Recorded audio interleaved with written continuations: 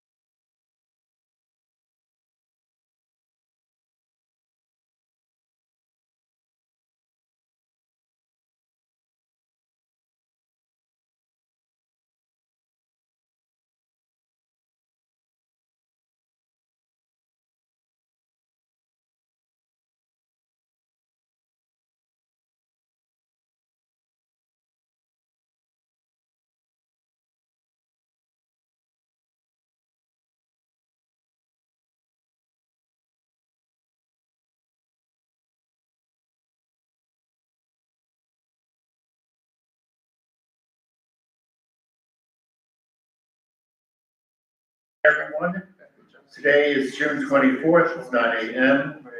and I'm delighted to open the Blue Ribbon Committee on the Miller Middle School. We're all present except for John. Would you give me his packet of stuff because Sure. I don't have one. Thank you. You're welcome. So we'll talk to John? Do we know? I just ran in and went to voicemail.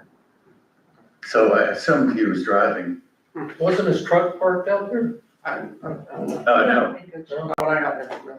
Okay, must be somebody else. I got it. Just a white Suburban. Yeah, big white SUV. And so perhaps he'll join us shortly. Yes. First order of business is the approval of the minutes. Nancy, thank you for your fine work as always. Those were just typos. Any discussion?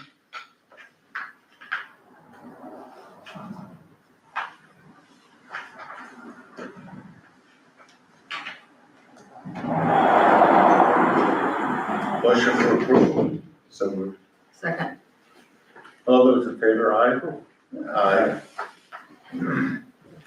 The minutes are approved, all voted for. And John isn't here to update us on the school. And so we'll go to the REG report. And I assume everyone got a copy late yesterday of the final. Yes. And I had a chance to read it.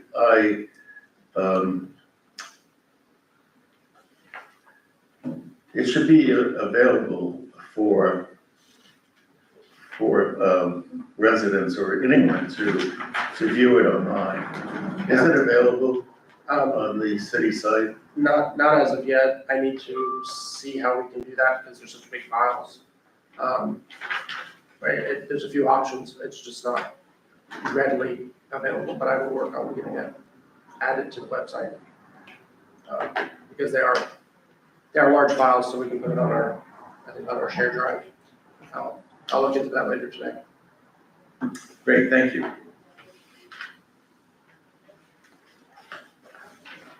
Any old business today?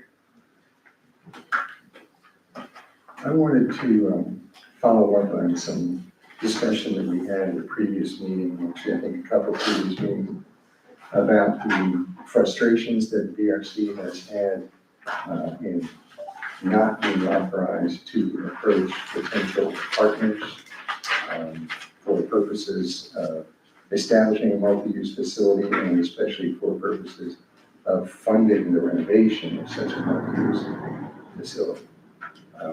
I'm sorry. So I wanted to revisit that as old business with your permission. Please do. I've had a couple of conversations with the new city manager, Mr. Martin, and he has a suggestion or two that I think the community might find useful, if you would be so good as to review those, Mr. Martin. Yes, sir. And in regard to the permission for you all to reach out outside entities, is that what you're speaking of? Yes. I believe that's just a formal question. It was brought up to me that the commission explicitly did not give you permission to reach out. I was unaware of that, and I've spoken to a few of the commissioners, and they were not aware of that. And if you are asking for specific permission to reach out to other entities outside for funding or otherwise, your idea to complete renovation, then it's just a question that needs to be asked to the commission straight up and straightforward. And I don't believe that there would be an issue there. Thank you. Thank you for that. But doesn't our charter not state that we are charged to go out and find partnership and funding and so forth? Yes. Doesn't that indicate that it's pre-approved within the charter itself? It would indicate that, yes, but I was told from members that they were not given permission. And my simple suggestion was just to formally ask for it. If that is a question in hand that has kept you all from going out and seeking outside entities for funding or otherwise renovation purposes, then just bring it up and ask them. Well, and I agree with your point. I think it's an excellent point. We in the past, we have asked, but not gotten approval. So, If I could interject, I think the problem before was that we were, actually it was me, for the most part, going out and talking to partners. And I think the mayor and the other commissioners had a problem with that I was overstepping or trying to represent the city when I was not authorized to do that. So if we, if the PRC does request information, does request that permission from the city commission beforehand, I think maybe that would be a better way to go about it. well, let's pinpoint into that point in that time. And I was present at that meeting. The concern was about one contact that you made. St. John's River College. And I don't remember, and I don't believe that it was against any other effort you had made towards partnerships there. I think it was, I was reaching out and opening a conversation or opening a dialogue. And I think the mayor was just surprised that I knew Joe Pickens, maybe. I don't know, but I've known him since I was Well, yes, yeah, a good effort, so, knee-high. but I wanted to give a specific definition to it.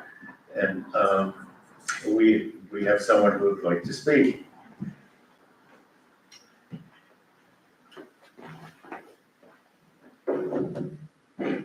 So Lisa DeVito, 108 South Main Street in Crescent City. As you all know, I'm a member of the City Commission. We helped create this charter, and I am not here to give legal advice. I am not here to make any specific recommendations. As most of you all know, I'm trained as a lawyer. So the lawyer in me always looks at the documents. So I am here just to call your attention to the 3-page charter that With great foresight, you provided in this notebook of information that you did at the beginning of your investigations. So I was looking at this recently in light of the REG presentation and the obvious discussion at City Hall. So the charter in section 2A purpose says to assist city commission in obtaining information and ideas. That's the very first line. In support of acquiring all or a portion of the historic Miller Middle School property for public use. These would include, but not be limited to, obtaining accurate information and recommendations as to an assessment of the building and grounds of the property, how ready they are for use, obtaining appropriate information that would assist the city in making an offer for acquisition. Much of that has been obviously accomplished with your prior research and the submission of the REG report, which the city, of course, paid for with, I believe, ARPA funds. Then that first paragraph in Parent 1 goes on to say, suggesting uses of the property, public and private, in addition to those already identified by the city commission. And as you know, those are found in our, I believe, our strategic plan and the Community Redevelopment Agency master plan, right, and proposed master plan that says right there in the charter, as a new site for City Hall and also a community center. Number 2, make recommendations as to professional assessments that may be needed. 3, identify, and I'm stressing the verb, identify potential partners in use and funding sources. Revising the city recommended timeline if necessary, reporting to the city commission on a regular basis. And then there's a little paragraph at the end. The BRC would be an advisory body only to provide information, analysis, and recommendations to the city commission on how to accomplish the stated purposes. No ability to make policy or spend funds of the city. That's the last part of that sentence. But I'm just calling your attention to the charter as written. I don't know if you have it before you, but several times it specifies obtaining information and making identifications as to partners, funding, et cetera, et cetera. So I just call your attention to that. Thank you very much. And I don't recall that we specifically amended the charter.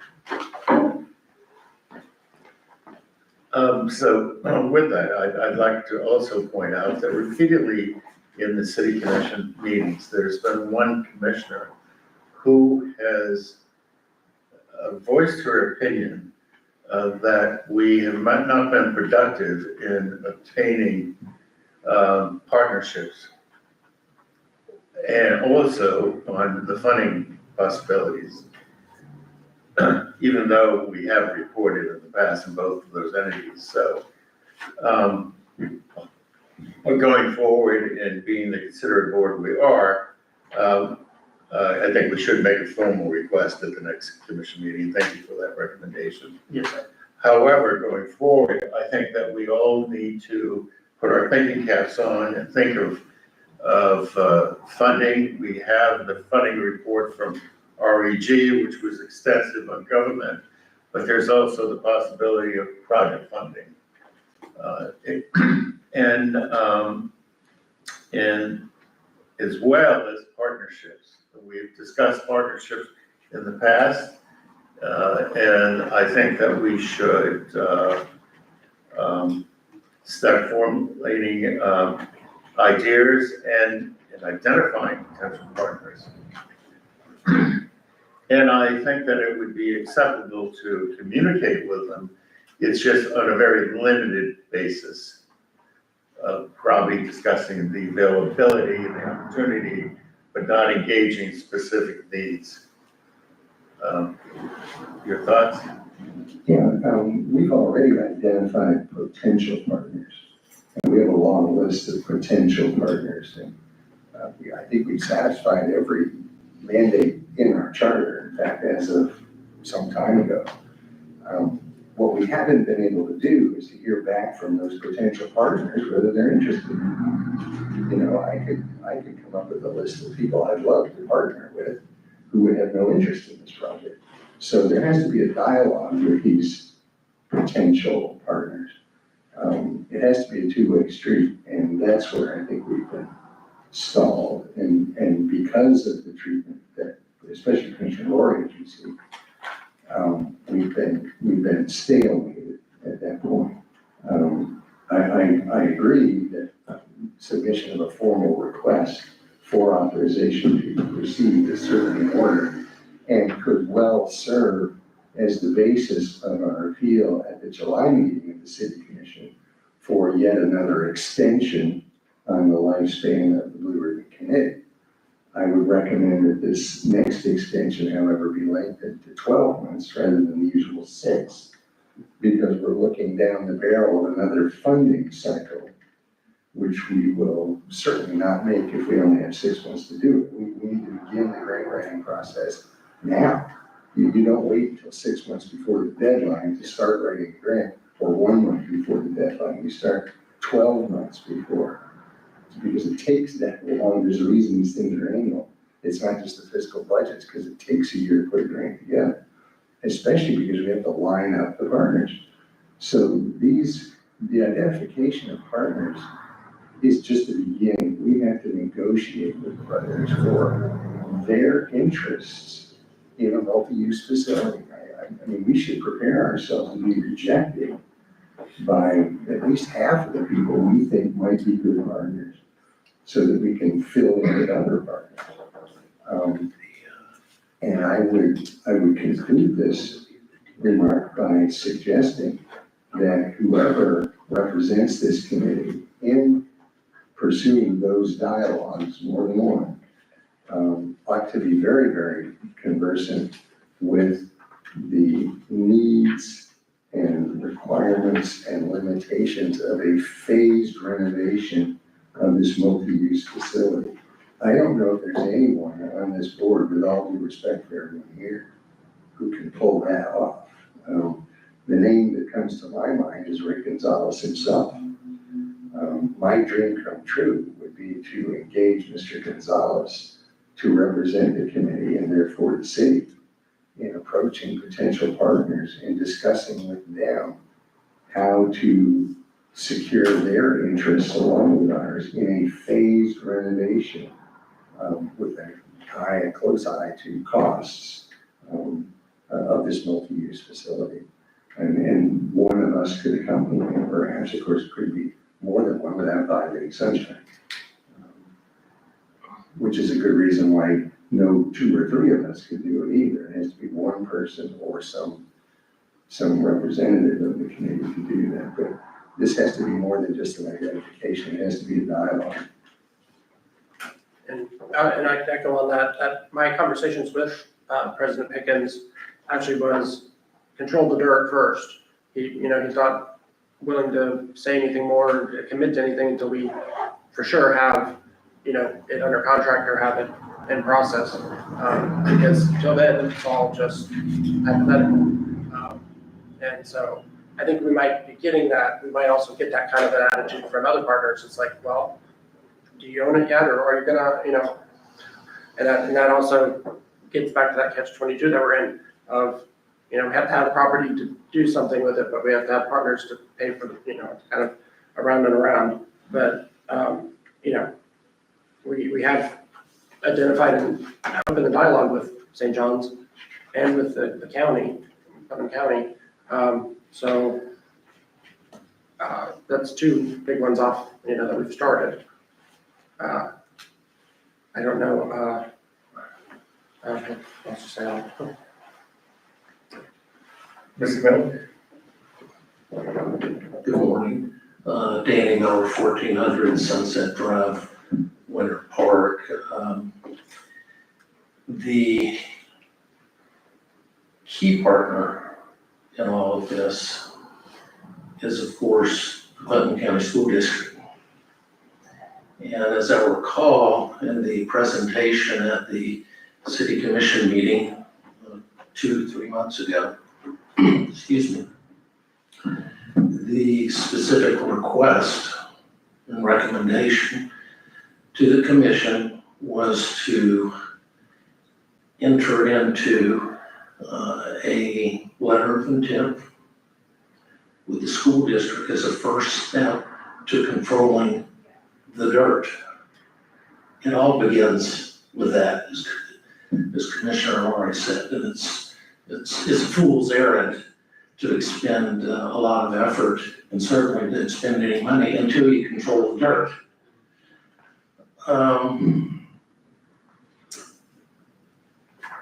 The BRC, as I recall, was told that very forcefully that you were not to engage with the school district on that. And who is this attorney that's been working pro bono that you present? Who would help, who, by the way, used to be the attorney for the school district and knows all the personalities. Who is this person you're bringing? We didn't authorize this. Well, the Blue Ribbon Committee expended no city funds, went and sourced the perfect attorney to accomplish this. And as I recall, you were chastised for having the temerity to bring a recommended solution. Check. Now, the city commission, as I understand it, has retained Mr. Douglas to represent the interests of the city commission, most appropriately to the school district in pursuing this. But Mr. Douglas is not to do anything until directed to do so by the city commission.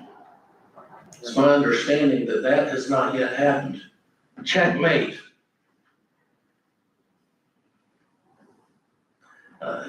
Need I say more? Thank you. Any other comments? And I think the agreement with Mr. Douglas was that he was not to do anything except for at the direction of the city manager. So, but through the city commission. And that was when Christina was here, so. Can I ask a question? Yes. Thank you. Of course, you know, I'm still new, treading water, learning everything about the city, the different committees, personalities, people involved. This is a question just for information purposes, because I've heard it a couple times about the school district being involved. And I know the school district owns the property, but have we gotten anything in writing or promises or anything at all saying that they would actually be willing to donate? Or is this going to be a cost to the city to obtain the property? I haven't gotten that in clear in my information search here. And of course, that kind of helps me, be able to give advice or talk to the commission in regard to that subject. And I can tell you that John has been our representative really talking to the school district just because of his relationship with the superintendent and the school board. And we don't have anything in writing. We have basically been told that the school building part, the north side of the property, they're pretty good with just handing it over to us. Do we know who said that? The superintendent and the associate superintendent. So Rick Sorensen and Bowling, I forgot Tom, what's his first name? I was called Bowling. And he's the one in charge of, facilities. The sticking point kind of is that south 5 acres, that field there. They seem to think that it's worth a lot of money and they want money for it. And so that's as far as we've gotten, because we obviously can negotiate, and really that's something that the lawyers have to do now. And then that was a problem too, because Don Holmes, who represents the city of Crescent City, is the school board's attorney. There's a conflict. Yeah, and so he can't even be involved at all. They need to find their own attorney, and we have Charlie Douglas. Yes,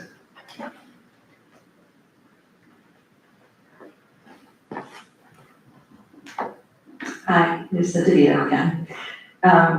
Just to respond to your question, Yes. there have been quite a few reports made by Mr. Rebold and the chair, Dan Dodge, during the past year or two, the city commission, about the willingness of the school board to be a partner. Those are available on the tapes, and maybe some of it might be in the minutes. As well, the notebook prepared by the Blue Ribbon Committee and also contained in their reports to the commission detail, there's an appraisal report for the value. And as well, it details that not all of the property actually belongs to the school district free and clear. And if you recall, at the end of the last meeting, although this will be on the tape, I pointed out that based on the title report and the research, that the city appears from the report to have some form of property interest in pieces of the property. So that's all in the reports, but I think that's important to note. And the original, I don't know, I think Mr. Rebold has told us that the reports, the revised reports, appraisal reports as to value and the identification of property interest still in the city were taken out of by the school district. And that's all, it's either in here or it's in the reports, in the city. There's several easements, like this easement that goes right down Cypress Avenue. Right.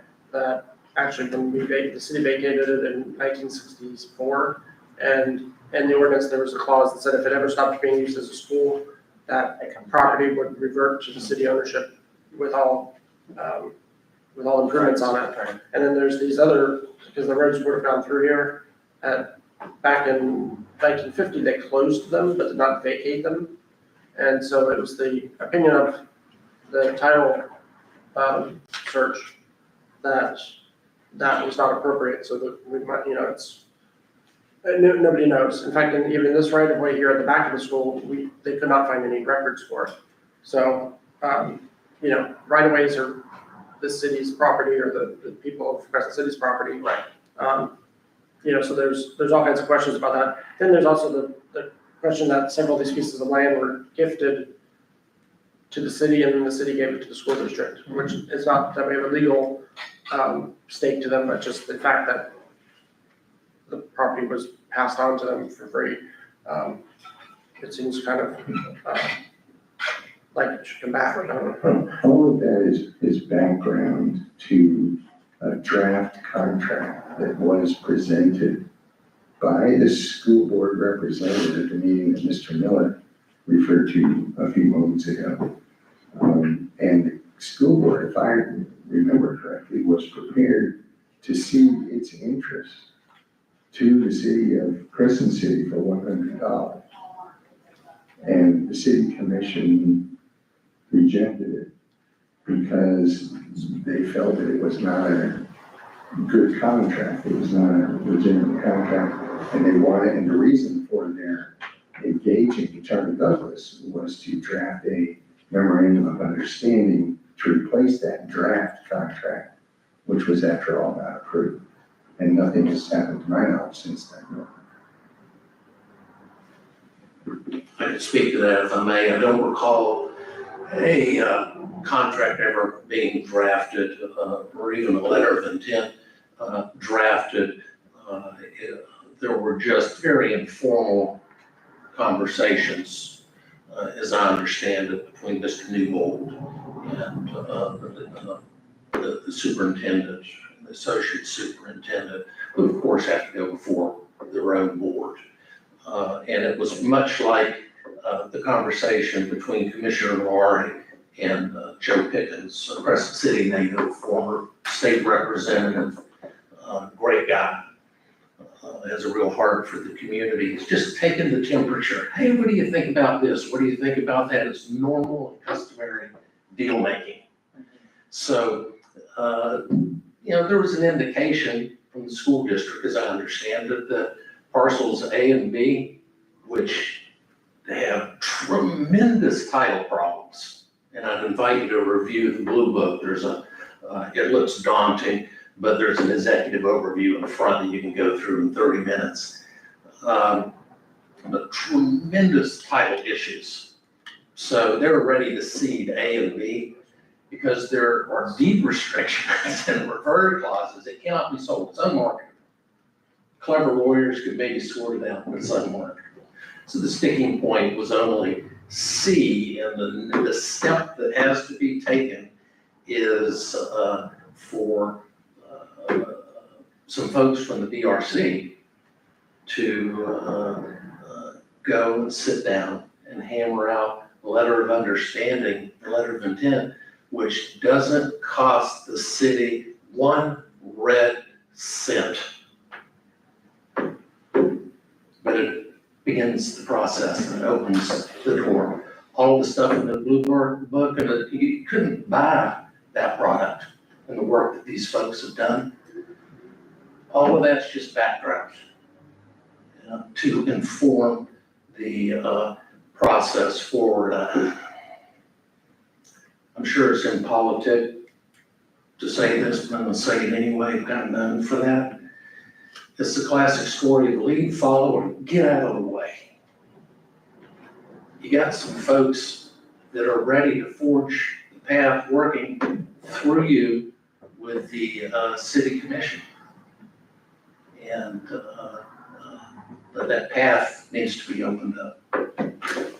Thank you.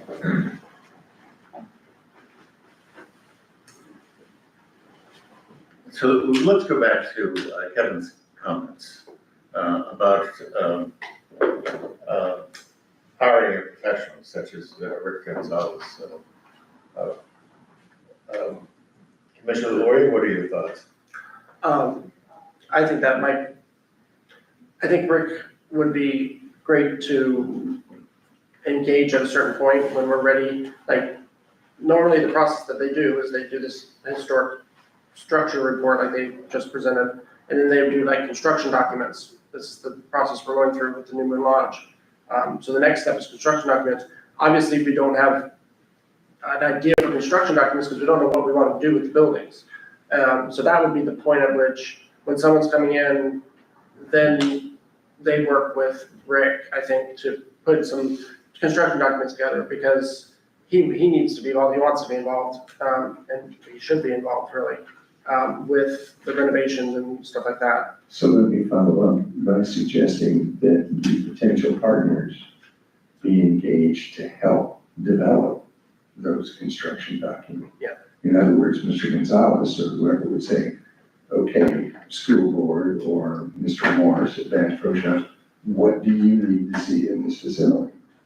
And start listening instead of talking to what potential partners would like to see.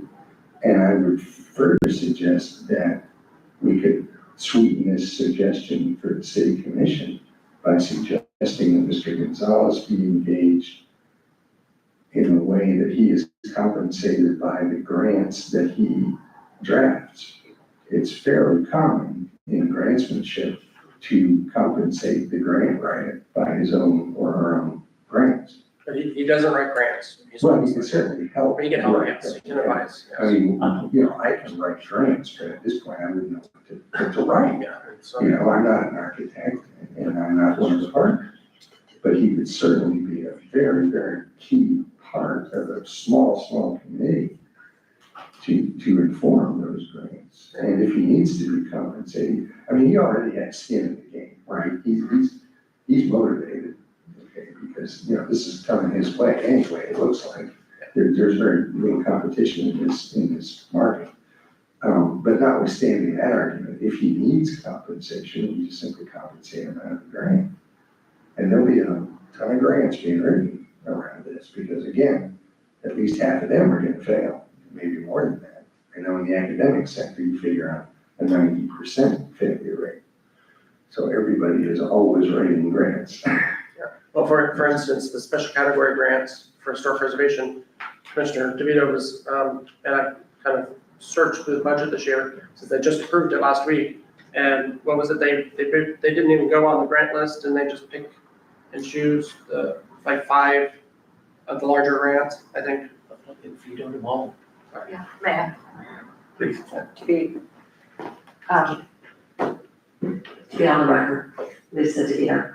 To answer Commissioner Lori's question, for the first time in I don't know how long, the Florida legislature did not fund the recommended list of special category grants. That's the large grants for capital improvements and purchase for historic properties. That was one of the grants that Mr. Gonzalez has recommended, and he is on the board that makes recommendations for those grants.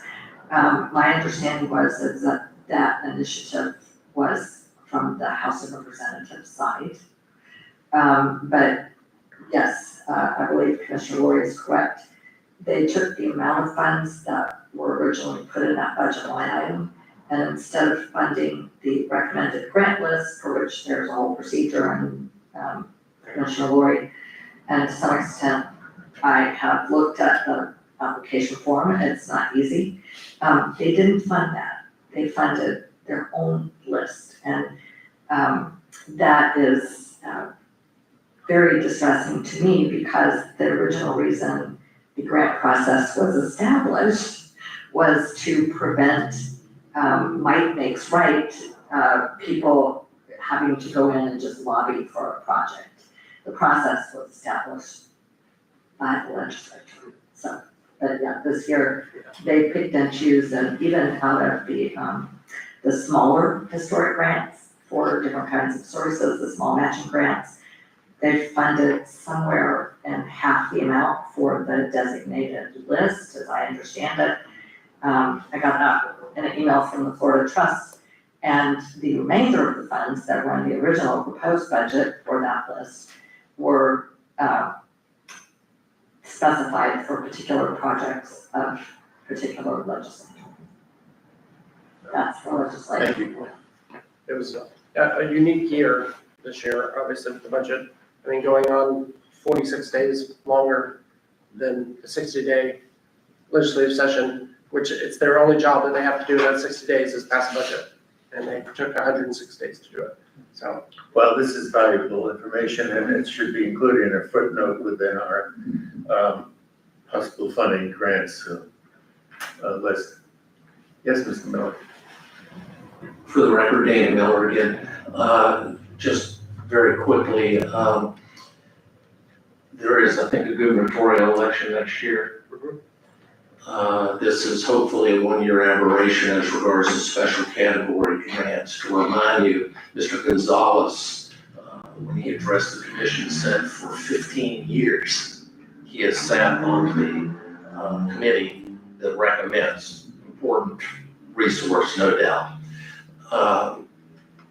I've received, readily available from the Florida Trust for Historic Preservation, a list of every single special category grant and the amount, both the applicant and the amount that was approved up from the committee that Gonzalez is on, and that would seem to be fertile ground for identifying similar efforts, contacting those people directly. Who was your grant writer?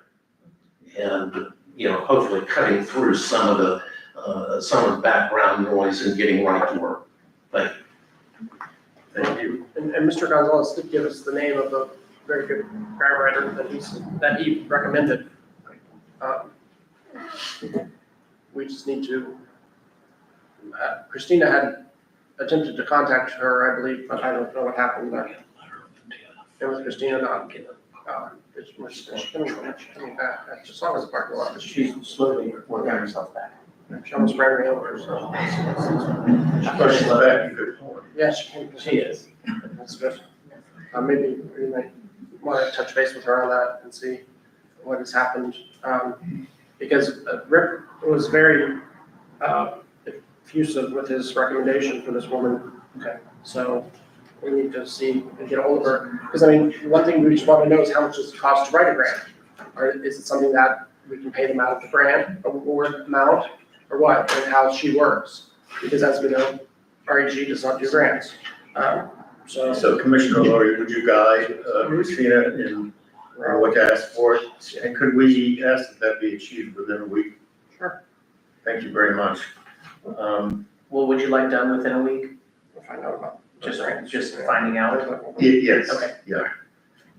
Should the committee pass a motion or make a motion to put an item on the commission's agenda for the July meeting to formally request authorization to proceed with conversations with potential partners in pursuit of joint funding to develop a multi-use facility? If so, I would be prepared to make such a motion. I think it's a great idea. Others? Let me make a comment. I don't want to oversimplify the situation. Perfect suggestion, and we've been talking about that for several weeks. We need to find partners to help with this. But until we get permission to make some kind of an agreement with the school system as acquiring this building, we're spinning our wheels. We can line up millions of dollars worth of donations, and if we can't attain the dirt, as Danny was talking about, all of it's for nothing. We need to approach the commission to get authorization to meet with the school board and get some kind of formal or informal agreement as to whether we can or cannot acquire the building in the dirt. Otherwise, all this other is wasted time. Point well taken. So I think that should be added to the meeting needs. Well, Mr. West's suggestion should precede any motion. Yeah, we need to get permission to meet with them and get some kind of agreement, whether they're gonna give us the property, they're gonna charge us $1. If there's a huge amount of money that there's no way we can come up with to buy it, we don't need all this other information. So we need to request to be placed on the agenda at the next commission meeting for two things. One is to get approval to get a letter of intent or understanding. And the other would be to reach out to partnerships. So if he makes a motion to the effect of his comments, would you make that motion, Mr. Wall? Yeah, I make a motion that we can have put on the agenda for the city commission to get permission to have Mr. Douglas approach the school board to see about getting some kind of agreement as to what it's gonna take to acquire this property. I second that motion. Any discussion? All those in favor? Aye. Aye. Motion approves. Is there a second motion?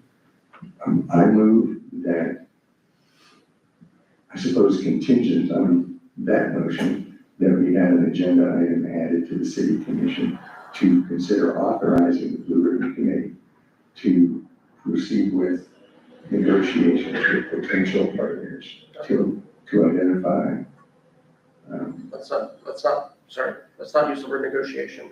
to approach potential partners to discuss the development of joint use facility with joint funding by way of grants, soft money. Second.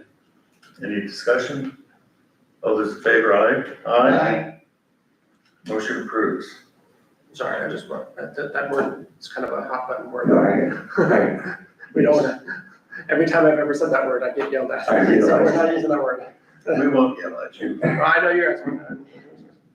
So going back to when Mr. Newbold approached the commission several months ago about entering a contract with the school district. And I think that one word Yeah, put the commission off. Yes. Contract. yes. Exactly. Because like I say, a contract is binding, an agreement is not. Letter of intent. Or letter of intent, yeah.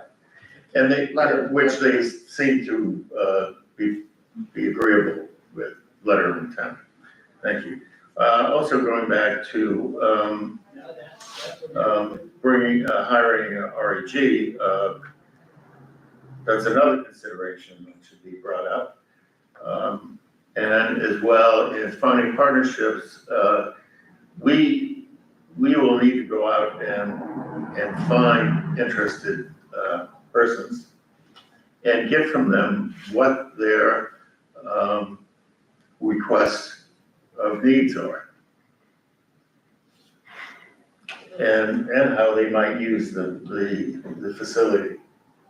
And then, as Kevin pointed out, Rick would be excellent in working out the details going forward. As Commissioner Laurie suggested. If I may interrupt, I believe the future of the Blue Ribbon Committee is already an item on the city's agenda for the July meeting, because they tabled it at the June meeting, having run out of time at 10:35. So I think that is already on the agenda, so these items could come up under that heading. But I would stress the advisability of using these partnerships and funding possibilities as justification for the appeal to continue the Blue Ribbon Committee for another 12 months. Yeah, if I recall, the REG formal offer of services to the city was at least two phases. One, which is the one just completed, but then there was the second one. Yes, which is construction documents. Construction. Yeah, So thank that's you the for next that. item, yeah. Okay. I have not seen anything pertaining to that second phase. Do you know what the cost was for that? I do not believe he gave us a cost yet, because it would depend on what we need to, I think, what renovations we would have planned, I don't know if that's how architects charge you, just based on the amount of work. It would make sense that way, but I don't know. Well, various ways. So I mean, we have they're operating under a continuing services agreement with us. Okay. Because we engaged them for the Newman Lodge. And so if we get our grant money this year, they're gonna do construction documents for the Newman Lodge. So we don't have to go back and get it bid out, because they're just like our architects. Okay. For historic preservation stuff, so. Okay. And we have them in our contract, or. Well,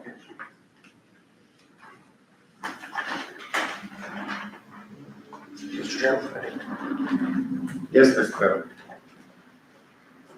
Danny Melvert, thank you for your continued indulgence.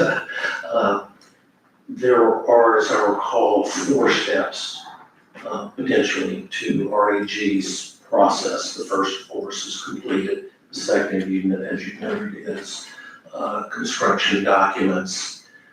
In order for that to be done, to Mr. Jordan's point, the use has to be defined before the construction documents can be done. So that's likely a very long process, because you have to go out and engage in a very meaningful and substantial way with potential partners before those construction documents are generated.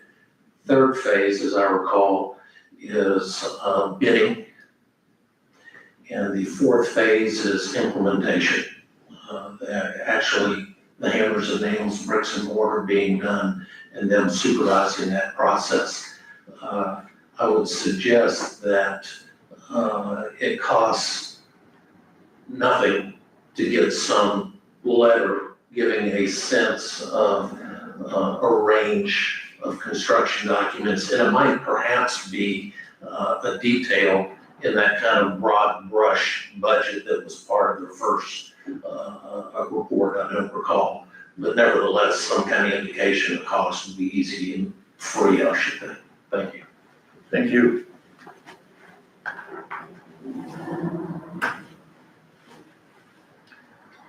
I think that And next, I had fine recommendation that we should follow up with local organizations to see how they can participate with us, such as the Downtown Partnership. After we get permission from the city commission.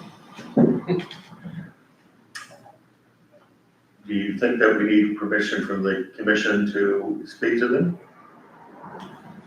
Based on past experience, I would say it would be safe for that way. I would make the request known. Yeah.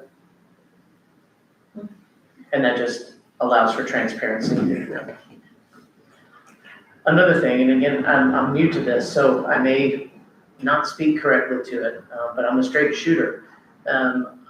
I've seen a lot of the reports. I think that the buildings are absolutely beautiful. Mhm. I think you will not be able to build them again. But I think as a committee, working with local entities and even Putnam County to a sense, I think you really need to look and see what the city needs, what Southern Putnam needs, and allow yourself to build around that when you're coalescing a team of stakeholders. Whether it's, public-private partnership, the county, the school board, the city of Crescent City. There are a lot of costs that we have not talked about that will need to be picked up by somebody, but I think that you could create something that's beneficial, not just for the preservation of the building, but beneficial for the city and the residents that live here, for all of Southern Putnam County. I would thank you for reminding us of the conversations that we have had to that effect.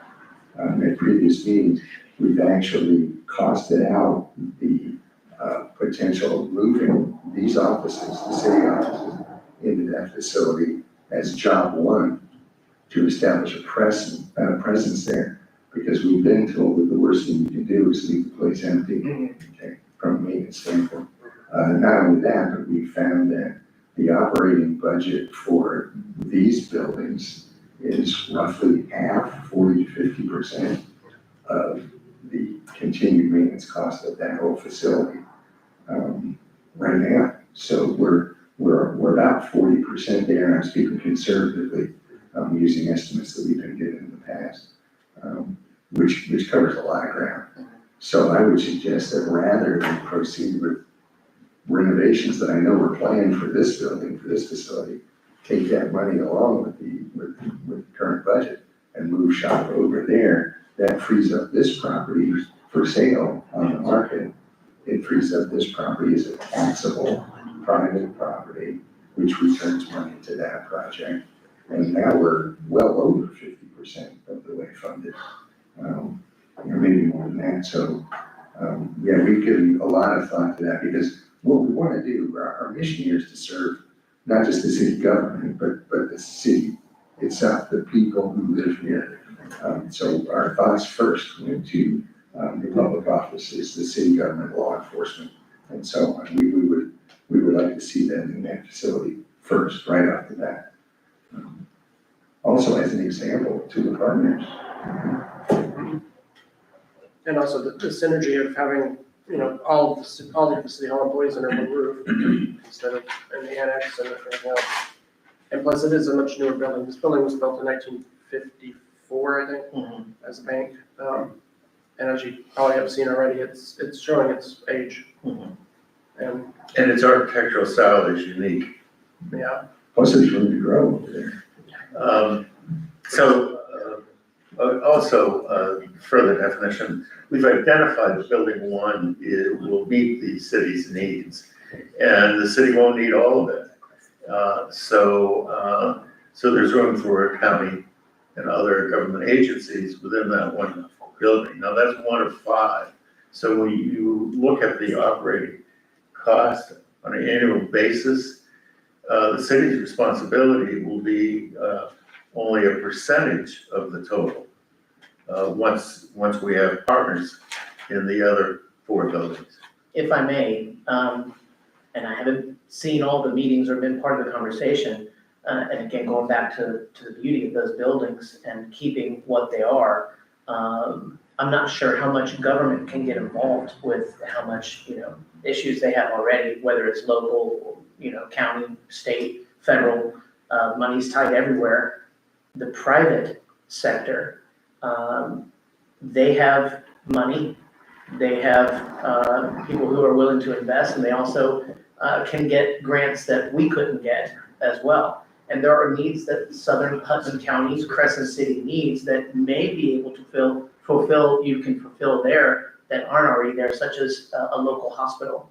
I don't know if you thought about those things, but those are types of partnerships. We have a high percentage of seniors that live here. We also have a nursing facility right down the road. If there are emergencies here, people have to take a helicopter out of here. That's not fair to the community. That is a beautiful piece of property, and if we get the right people involved, you could bring a hospital and do a lot for Southern Hudson County and the city. That's a great idea. And in fact, we have identified a need for a community as a minor emergency center, for instance, addressing that very important point. As well as other social services. Sure. That's endless, I mean, it's endless. It is. Youth activities, so forth. And we very much are encouraged with your participation. And we seek out your knowledge and comments and advice to us. Yes. So, please feel free that you're among us, and we greatly welcome you. Thank you. Your professionalism. Yes, sir. Mr. Chairman, if I could add to, you said that was one of the 5 buildings, but, that's the 5 buildings that we had the report done on. We actually do have there's 4 other buildings on the property that are even newer and in good shape. I still need to get a tour with you. Right. And bring you down there and show you everything. But yeah, we did the RG report. They gave us a price for the 5 main buildings there. They wanted another, I think, I just saw $40,000 to do the other 3 or 4 buildings. We decided to focus on the main buildings there to really. I noticed that in the report. Yeah.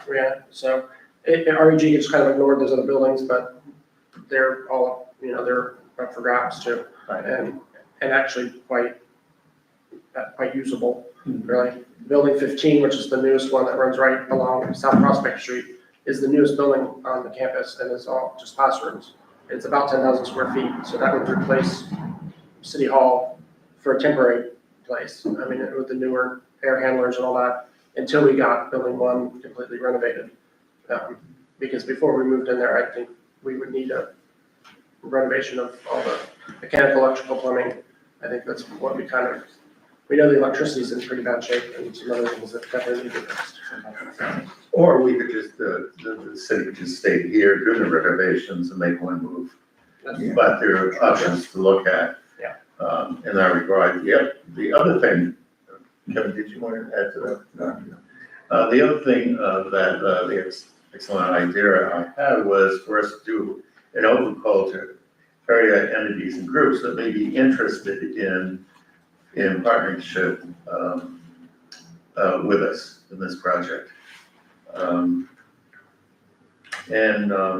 that they'd be able to do so in writing.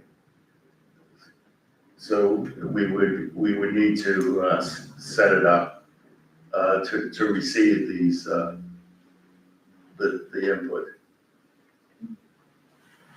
Yes, Mr. Miller. Once again, thank you, Danny Miller. Would suggest that a guiding principle in putting out a call to potential partners would be that they have to bring resources to the table. They must be self-sufficient, because there'll be no shortage of folks that are going to sign me up for free space. And I have a dream to do this, and that perhaps you might set criteria where you must bring a plan, you must bring a budget, it has to have a timeline, so on and so forth, so that they kind of prove their, that it's real, and that they will be a contributing partner because of the severely limited resources, particularly of local government. it will take everybody pitching in and pulling their share.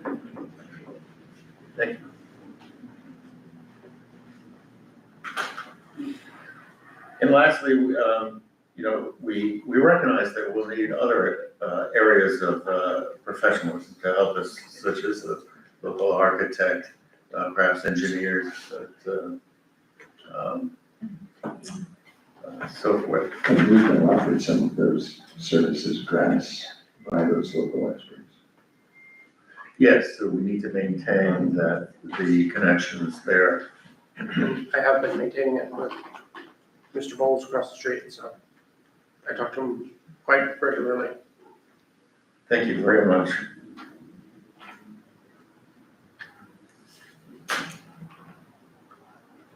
Okay, anything else under new business?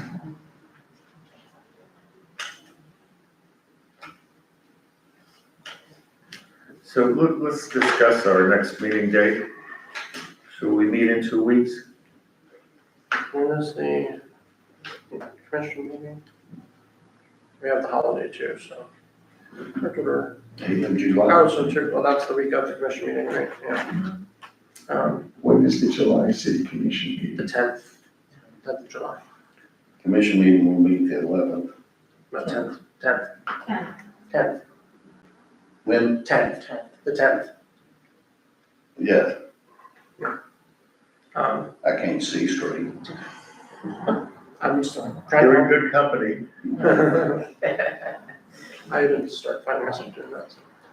I mean, I don't know if it would have, what value there would be to meeting before the commission meeting unless we want to get our act together, I don't know, get our I think that's exactly it. We need to get our act together and to put forth a presentation and make sure that it has all the elements included.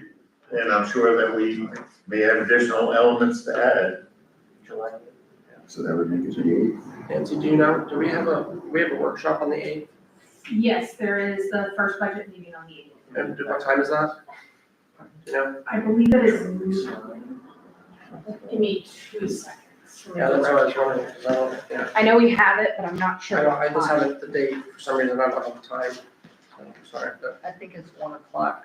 oh, really? Okay, so then we can still meet in the morning. I just wanna make sure. 1:30, Come on Thursday? Okay. Thank you. 1:30 before.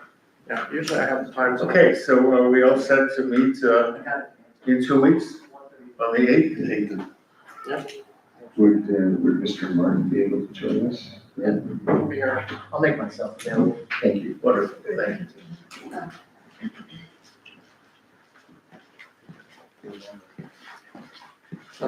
Anything else today? It's the. Yes, Mrs. Tomato.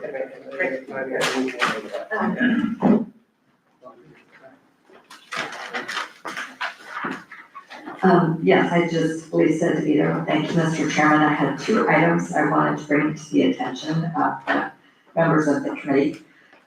First of all, I came across in my email newsfeed, a wonderful article in the, I think it's called the Tampa Tribune, Tampa Bay Times, whatever the current Tampa paper is.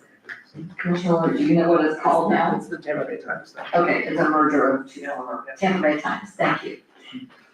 Anyway, they had an article about the 100th anniversary of the Vinoy Hotel in St. Petersburg, which I sent that article and there's a paywall. I meant to print it out, but I couldn't get back into it again.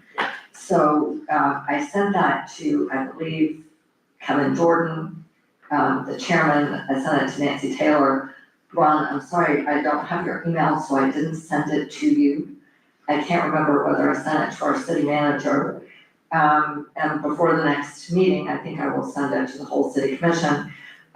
If anyone is able to print that out and share it with Ron West, and I think I sent it to John Buell, it's just a very inspirational article because it talks about the wonderful economic driver the Vinoy Hotel is for downtown St. Petersburg now. And it takes you from the original history, when it was a Gilded Age hotel, all the way to, through World War II, and then falling into disrepair. And then, the whole process of, I guess, bringing the facility back to a productive use. It's about adaptive reuse and many steps. And I found it both informational and very inspiring. So, and I think it's worth a read for anyone who lives in a city with major historic properties such as Crescent City. So I don't even have a printed copy myself, and I can't print it now. I have it. So it would be wonderful to be able to share that.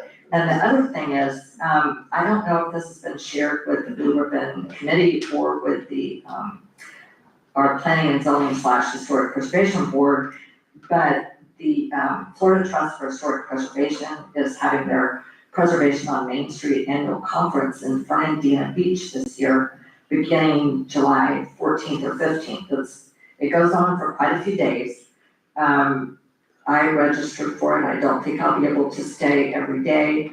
The hotel costs are not insignificant, if you're gonna stay for the whole conference. There is a special rate for people with government entities. I don't know if it would extend to the Planning and Zoning / Historic Preservation Board or members of the BRC. Early bird registration is over. I think it's now $214 to register. I don't know, maybe we could cut a deal. It's $165 for government. $165 for government? Yeah, it went up from $150 to $165. Well, somehow I wound up paying $214. How did they do that? But anyway, there is reduced registration, and there, you can see what the programs are on the different days. If something really interested you and you wanted to go for one day or whatever. So, I know Commissioner Lori has that information to register. I'm going to send it to our city manager. If you want the information, just email me. I can email you the link. But I think this year it's a very worthwhile, conference, and it's worth even just choosing a day and going for a day trip. Thank you. Thank you. And thank you for the Benoit article. So, I can tell you that it's become quite the center of activity socially, for St. Petersburg. It's made a huge difference. I can remember St. Pete, that it was a rough town. And unfortunately, it got very bad, and it wasn't safe. It was projects like this that really transformed the city. Mr. Martin, I'll make sure you get a copy of that. I tried to print it, so it printed to a printer somewhere in City Hall, so we just have to find it. We will find it. Oh, so that's not, That worked, we'll make see how copies. fast we work.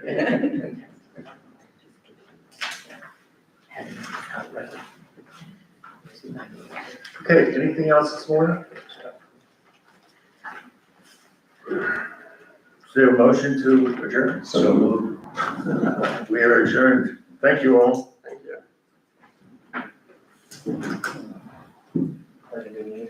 That's. Yes, we're also.